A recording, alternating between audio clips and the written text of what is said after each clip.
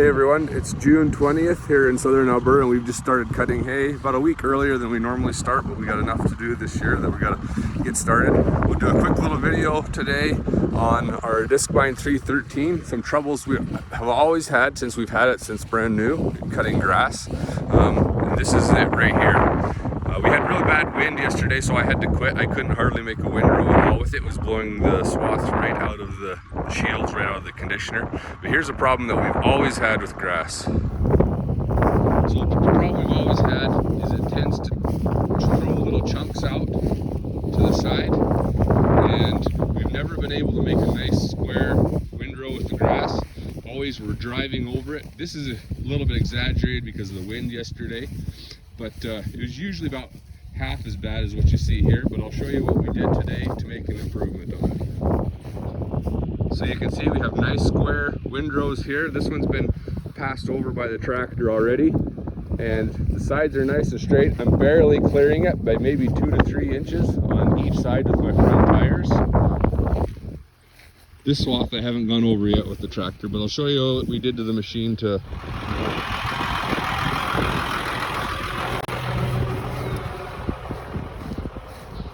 alfalfa. This was never typically a problem. It's just the grass that's lighter, maybe a little more affected by the conditioner and the wind when it comes out.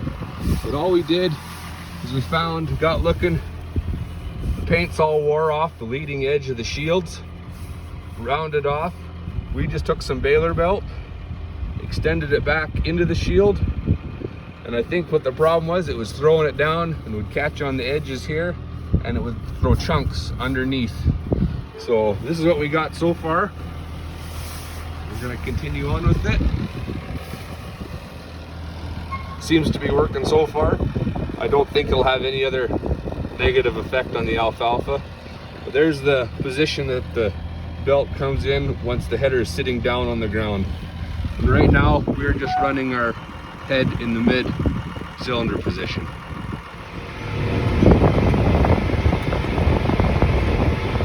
So you can see here a much squarer windrow, no big chunks off to the side. It's hard to tell from looking at it here on the camera that I'm just barely clearing it on each side.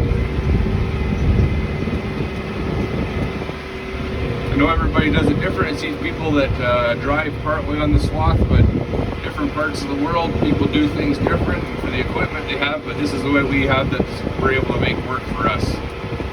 So hopefully this new little modification will keep working for us.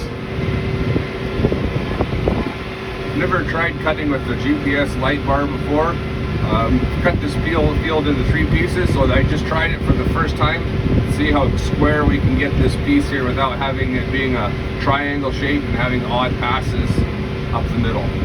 Line's not very straight, but just trying to watch the lights on it.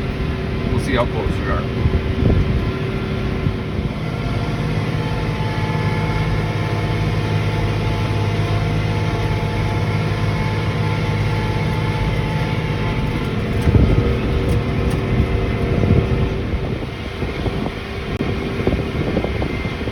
Like maybe the GPS thing is working. Another pass or 2 and we'll see.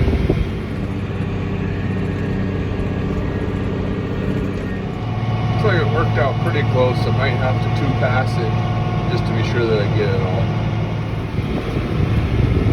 So I wasn't quite able to get it all in a single pass. I had to 2-pass it.